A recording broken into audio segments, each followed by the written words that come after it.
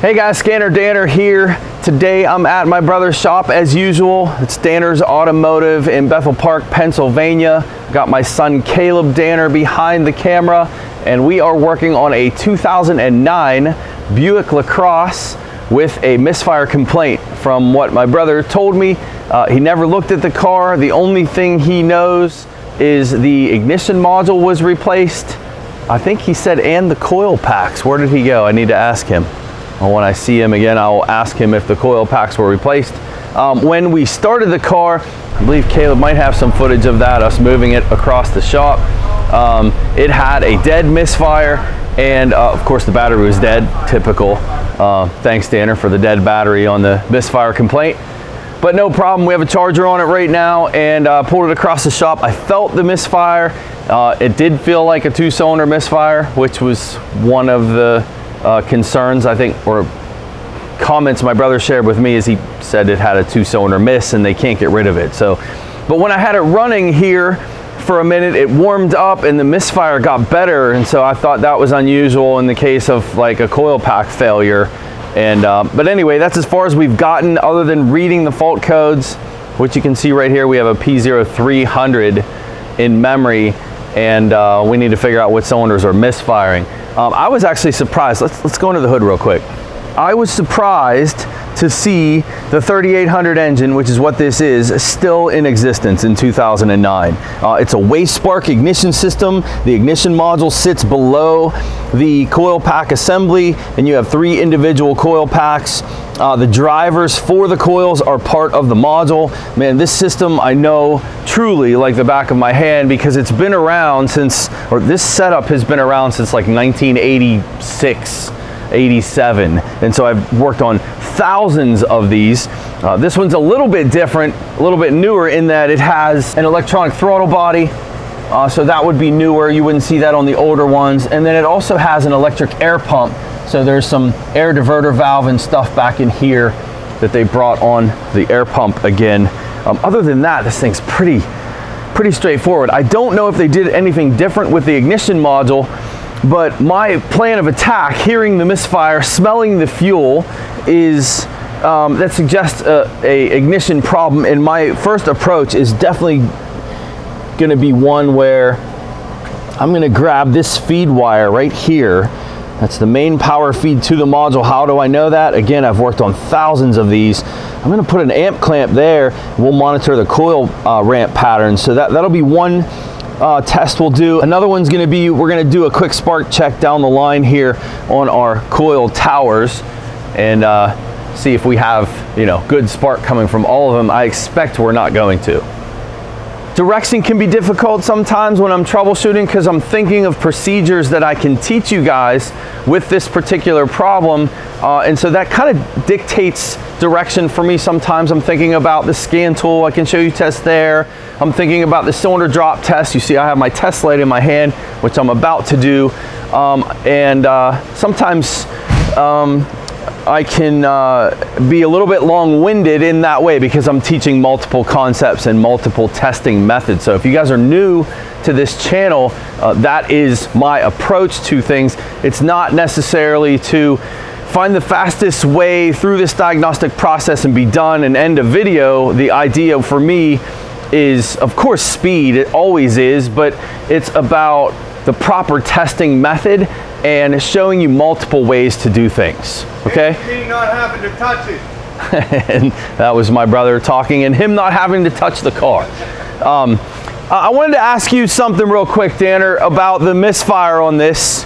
You said that they changed the module and the coil packs? He said, yeah, well, he specifically said that they changed the coil pack from a used car. I saw 2 unmarked coil packs on there and 1 marked one. Yeah, so they took one from a car that was running good. Okay. And they start swapping parts. Okay. And he's saying that he doesn't have spark out of 2 wires. Maybe the same coil, maybe the same driver, 1 driver. Well, what I heard with the car running was a 2 dead miss like you had talked about, but it got better as it sat here. So that tells me it's not totally dead, and probably suggests the module's fine. Yeah. As far as the controls go. But anyway, I don't know. He said they swapped the coil over from a car, but maybe, you know. And the module, they changed the module too? I don't know if that was used or new, but he did say we put the thing under the coil. That's what he said. The thing under the coil is body. Oh, this is from a body shop. Yeah, so I mean, they did what they could, but I didn't look at it. Okay, cool. All right, perfect. All right, perfect. All right, so I'm thinking about direction for you guys. We have a Misfire, P0300. We don't really know what cylinders are misfiring. Let me start it. Oh, that's weird. Again, we had a dead battery. I have a charger on here. I think the first thing I can show you, let's stay with the scan tool for a second. We'll do the cylinder drop test too, but we can go to our data display, and there's misfire data that GM gives us, and we can look at the cylinders that are misfiring. Really where we want to focus is these top ones, just below engine speed. You have cylinder 2, 4, and 6, and then to the right column we have 1, 3, and 5. And actually right now I'm not showing any misfires, which is really odd. When I started this thing cold to move it over here, right after the dead battery, it had a dead miss. Figures it's not misfiring now. Really? Yep. So that gives us some direction in that it's not misfiring, knowing that the drivers that control the coils are most likely not the cause. If you know anything about these 3800 engines, ignition module failures were common. The driver that would control the coil would stop working and you'd have a 2-cylinder misfire. All right, so we can look at a little bit more of this data to help us. I was hoping for a current miss. We don't have one. But you see the history of misfires is also listed here, and I see cylinder 1 and cylinder 4 have the most misfires at, you know, almost 2,500 misfires apiece. So 1 and 4 are companion cylinders, intermittent. Yeah, and I'm getting a couple of misses on number 1. I could see the hose shaking back. Yeah, it's not a constant miss though. But anyway, maybe they fixed it with the coil and it was just so flooded up that it and then I'm wasting my time here. Yeah. I mean, it was a dead miss when I first started it, and now it's not. Are you thinking that's the possible? They had a toad. They had a toad? Yeah. It's literally not misfiring. Oh, we're done.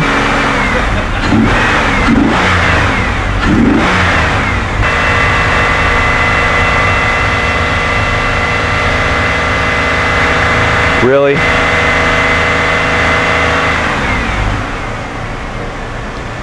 Yeah, honestly, the cylinder drop test I wanted to show you guys is really going to be pointless if this thing's got a good running engine, no constant misfire. I'm going to do a brake torque real quick. So foot on the gas. Sorry, foot on the brake, put it in gear, a little bit of gas. There's definitely a miss. There's a miss right there, and that's cylinder 4. There's one, and all right, good. All right, good. We can duplicate it. I'm not done. We can duplicate it. So we can now use the spark test. Let's go see what kind of strength as far as distance the spark jumps from the coils. That's what we're doing now. Come on. All right, so my test light's going to ground. The test is going to involve me taking one plug wire off at a time and then just looking to see how far the spark jumps. I don't know which coil is 1 and 4. You see 6-3, there's your 6-3 coil. Then we're gonna have a 2-5 coil, cylinders 2 and 5. Then we'll have 1 and 4. They're numbered here too. But I don't think these numbers might not be right. Okay, so this is 1 and 4 here. And I know that because you see the spark plug wire. I don't know if you can get that number 1 right there. You see the 1 on that plug wire? Yeah. So that's 1, and then this should say 4. It says 2. Yeah, but that's somebody else put that there. It looks like it used to say 4. It's not 2. This should say cylinder 4. Cylinder 4. So someone else put these marks here. So the 1-4 coil is this one. Even though it says 6-3, that's because somebody changed that coil. Okay? And these are universal. You can move these coils anywhere you want. But this is 1 and 4. We'll start here with this guy. Yeah, this is a garbage coil. So you see how it barely jumps off of that? All right, so I'm moving my test light. Right now I'm touching my test light on there.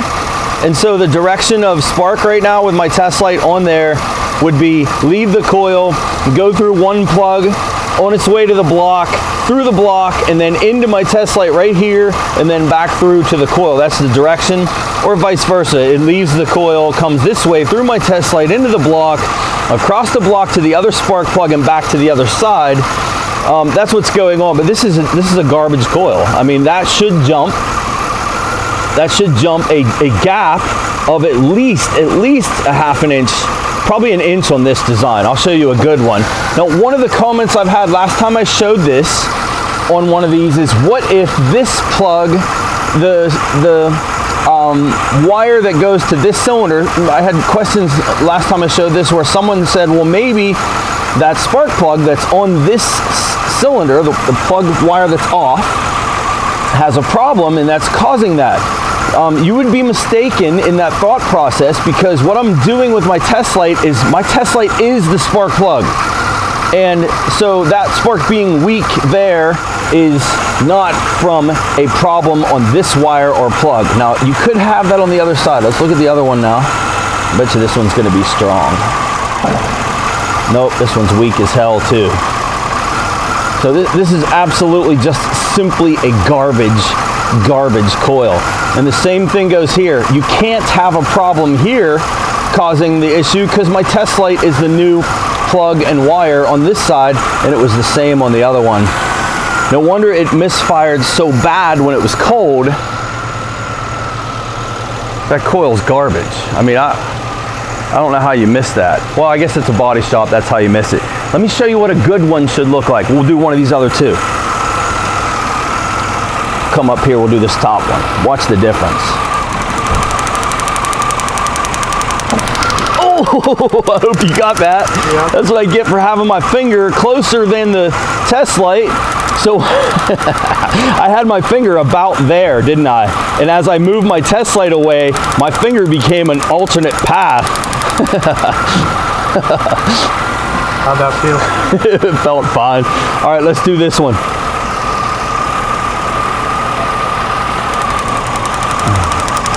Okay, that's what you want to have, ladies and gentlemen. Nice strong spark. I'll do this one too while we're at it. Cool. Always keep that test light closer than your finger. Always, even putting it back on. Notice I keep my test light there while I'm putting the plug wire back on. And then again, the bad one. That's it. We're done. So if you're in the field right now, you're done. Put a coil pack in it. Now, one of the things you have to be concerned about is open plugs and open wires. But given that I replaced temporarily both plug wires and plugs with my test light, and we have weak spark, you're done. You're done.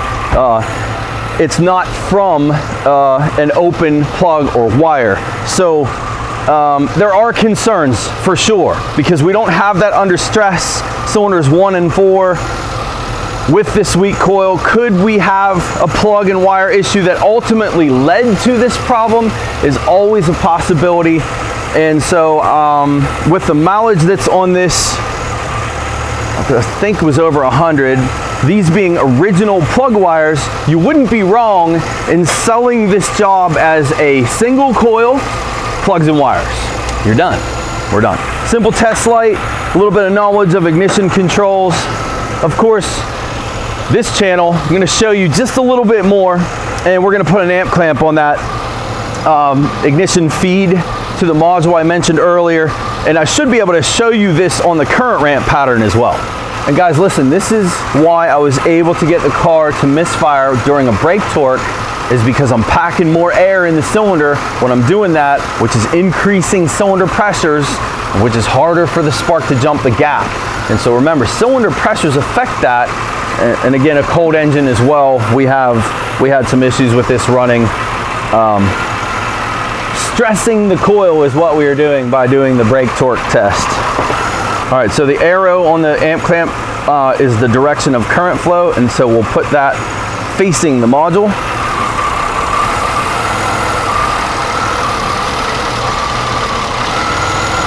And we just want to go on the feed wire.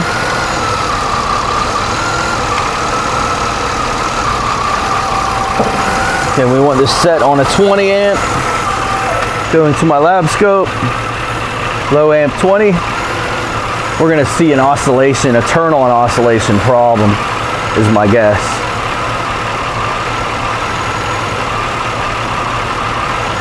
Yep, we can see it. Pretty cool. Let's pause that and zoom out. We got a big giant tail on that too, which is an indication of a secondary problem. Heavy duty ringing going on that. You don't have any of these coils laying around, Danner? Old school type 2. Surprisingly, you can see when it's missing that we get a real big tail, and a real big tail on the turnoff is an indication of high secondary resistance. Plug or wire would be suspect, but with our test light test we did, we've eliminated that. You can kind of see it on the turn on ramp in this area too. When it misses, you see that line kind of going up. A little straight up line right there isn't healthy either. I expected to see maybe a little bit more dramatic of a turn on oscillation problem with that coil, but this is simply a coil issue.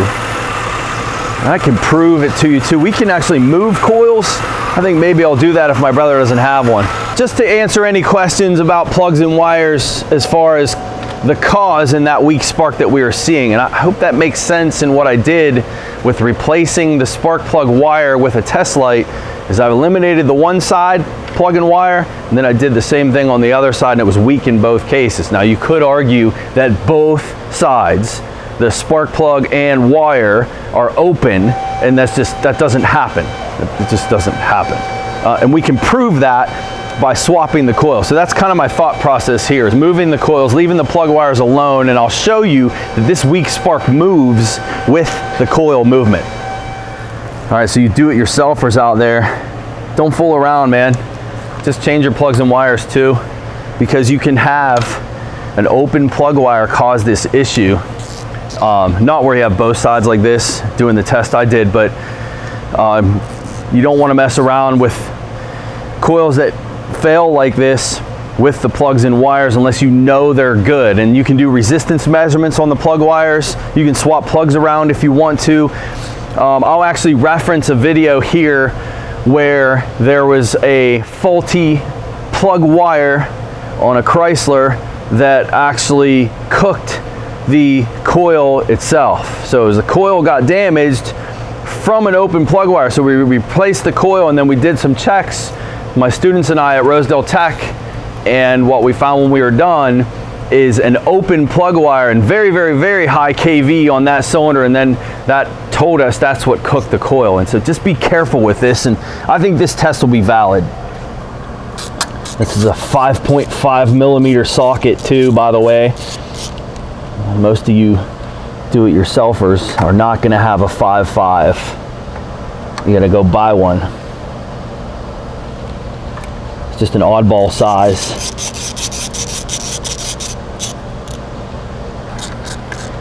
So they must have had a bad coil and then put in another bad coil,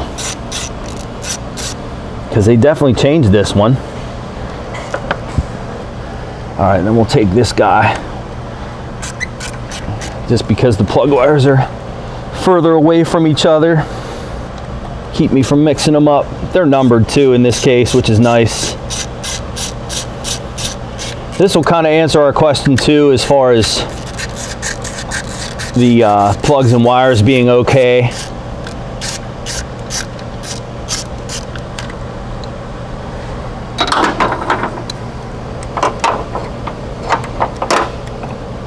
Kind of nice with these were called type 2 coils. The type 1 coil GM used was a 1 coil pack assembly, and that was the real early models of these 3800 engines. Used a type 1 coil. It's nice, these type 2s that GM made, you can swap them around like I'm doing. It doesn't matter that they're numbered on the top. That was only to help you put the plug wires on. They're all identical coils, regardless of how they're numbered. If you guys want more on ignition systems, the design, the current ramp test that I did, the turn on oscillations I mentioned, the tail that I mentioned on the turn off, these are all lessons I teach on Scanner Danner Premium in my Chapter 1 material. That'd be Chapter 1 in my book, Chapter 1 in my lectures. You guys can join me on my website, join my classes, and be part of the theory that goes behind this. You'll be able to follow me a lot better in what I'm doing. All right, let's start this up and redo our cylinder drop test.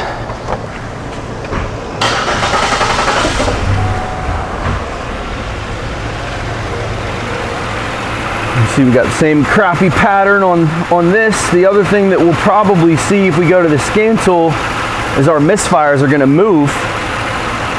I must have stopped talking to this car by accident. Yeah, it's missing right now. Dead miss. Yeah. Notice cylinder 3. Misfire on cylinder 3. Cylinder 6. Cylinder 3 and 6, and that's where we moved it. It just so happened to be, it does say 3.6 here on top of the coil, and we did move it from 1.4 to 3.6, and we do have misfires, as you can see on the scan tool, on 3 and 6. So what you're gonna see now, guys, is a real good spark on 1 and 4. I'm gonna take my amp clamp out of here, and a weak spark on 6 and 3. Ready? Watch. There's your weak spark. Proving again, this is not a plug or wire issue. Okay, bad coil, 3.6 coil, absolutely faulty. This one's gonna be really good now, watch. Cool? Nothing wrong with that.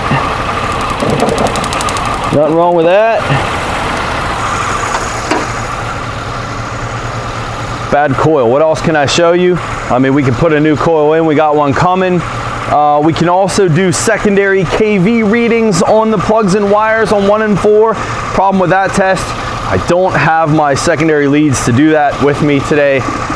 So, or do I? Let me check real quick.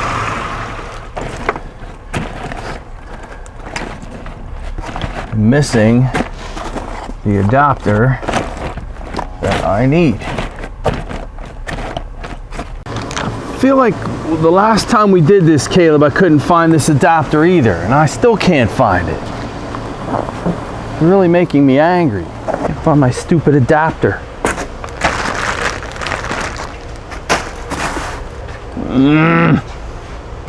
All right, so I don't have the adapter that I want to adapt to my Veris for this simple test I want to show you, but I do have an old school secondary ignition adapter. Guys, do not buy this. It's like $1,000 for this kit, and it's pointless. It's actually very frustrating to use, and I would not suggest it at all.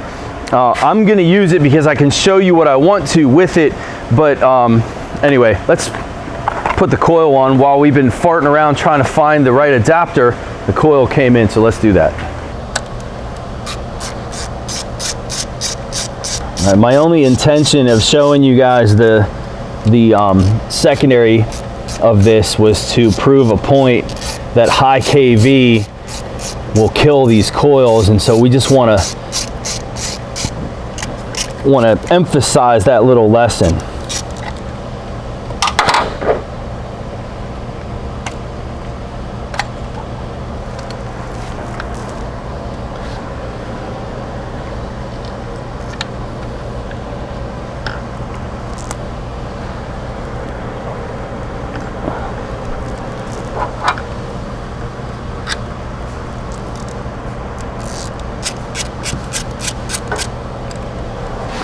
All right, let's start this back up. We'll do a spark test on that.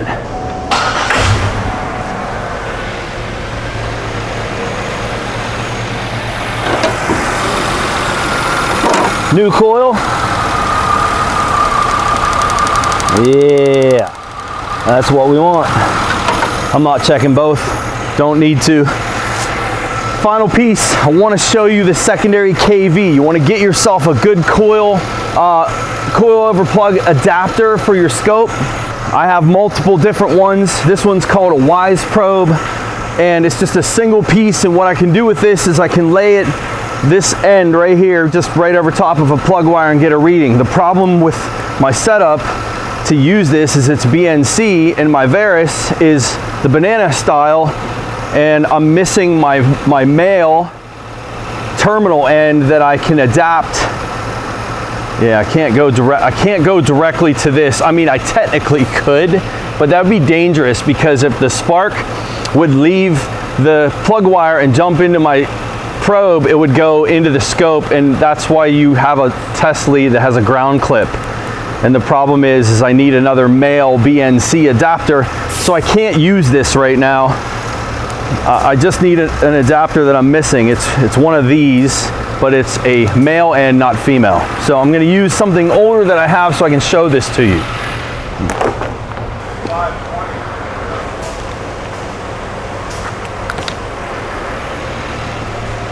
And that is this ridiculously expensive, complicated secondary ignition adapter. Let's see if we can get some readings on this. This is designed for a waste spark system. See, we have our little protection piece, our ground. I'm just going to do a single channel, one lead. And I don't remember, it's been so long since I used this. I remember 2 channels being negative and 1 being positive. I actually have it, thought I had it marked, I don't.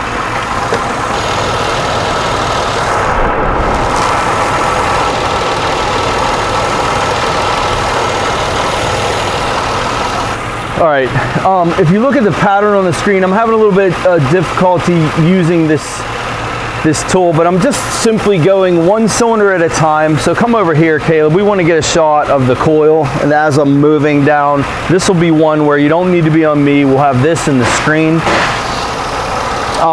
These fire positive and negative. So my pattern as I go to each coil is going to have a positive and negative on each one.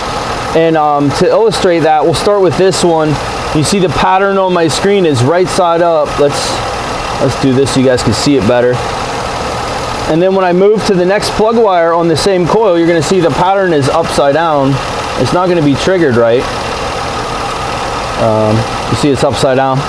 So that shows you your polarity, okay? So we're going to see the same thing as we go through here. There's right side up, and then the next one's going to be upside down. And let's get a little bit longer time base so we're seeing this better.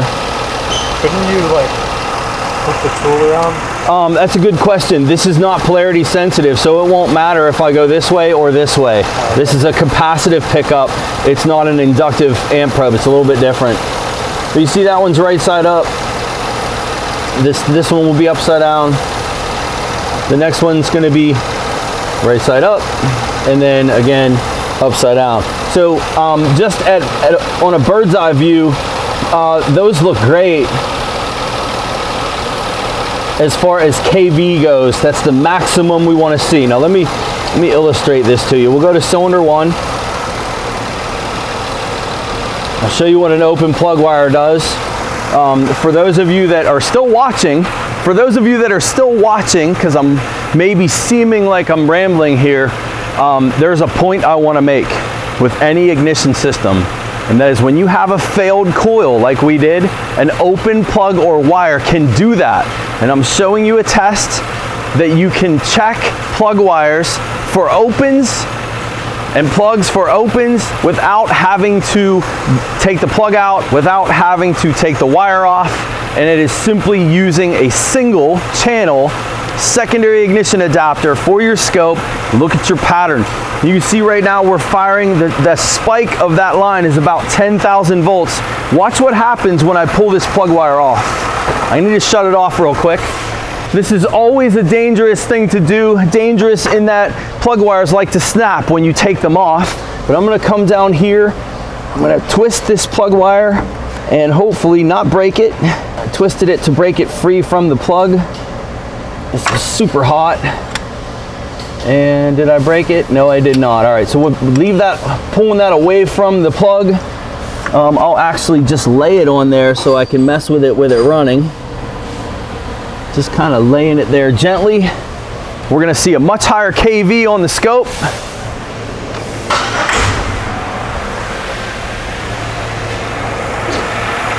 And watch the spark line or firing line. That's the initial spike. Whenever I pull this away, watch what it does. How high that gets. Buried the scale. All right, so we're gonna change our KV scale so we can catch that. We'll go to a 50 KV and watch what it does.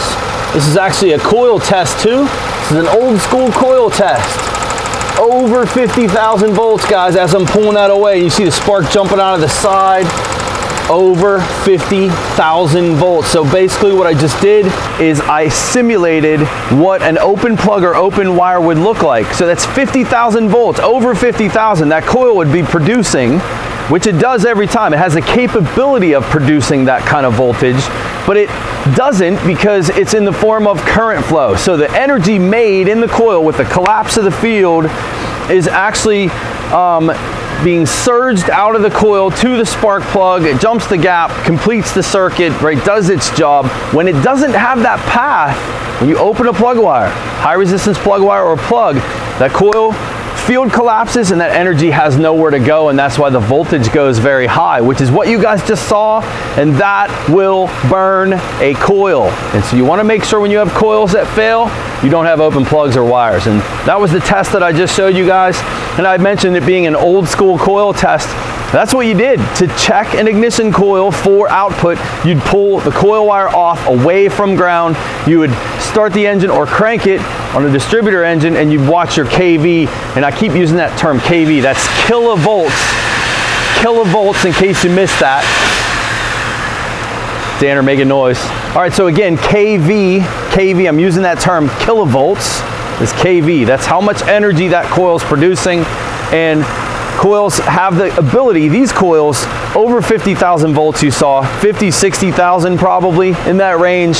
And that coil, when it fires, it needs somewhere to go. And if you don't give that energy somewhere to go, it's gonna build in the form of voltage like you saw on the screen. One more time, as I pull this away, watch the KV line on the scope. I'm giving a wider air gap. You can hear it. Look at that KV going off the scale, the kilovolts. The height of that spike. Plug that back in now. Now things change in the cylinders to affect that. If I do some snap throttle tests, watch what it looks like. Just real quick, I'm gonna go inside. I can't do it out here. Caleb, you tell me on the screen if you see that line increase as I'm doing this. Maybe I can set it up where I can see it. Watch what cylinder pressures do. We'd mentioned cylinder pressures being a factor. Snap the throttle, pack air and fuel in the cylinder. See that KV line increase, the firing line, that's the first line. So coils need to have reserve energy to account for dynamic changes. Changes in the cylinder pressures occur when you're driving the car. And that's why you can have a weak coil, have an engine idle fine, but when you drive it or brake torque it, you can make it misfire because the demand is higher, the energy required to jump the spark plug gap is higher, and then when the coil's weak, it can't jump the gap and you have a misfire. So that addresses our concerns, any of you with your concerns about the original 1 and 4 cylinder having an issue with the plugs and wires, right? We're good on that. And the new coil's up here, right? But 1 and 4 was the original where we had issues. And one more time, I'm gonna go down the line. We're gonna look at these lines. I'm gonna put this in the center of the screen. You can see it's about 10,000 volts, which is pretty standard for idle. We're gonna go down and we're gonna look at each of these. So there's about 10,000 there. This one's gonna be upside down, so we'll invert it. That one's about 5, maybe 6,000. Not a problem. We're looking for real high KV here, guys. Each time I'm going to invert that. And what I should do, let me start over. Let's go down to a 15 kV scale. Let you guys see this a little bit better. We'll start over at the beginning. Right? Looks good. Next one, we'll invert. A little bit of mistriggering here. It looks good. Next one, invert again. All right, we're just looking for one that's real high here, guys, telling us what? Plug or wire problem. Looks good.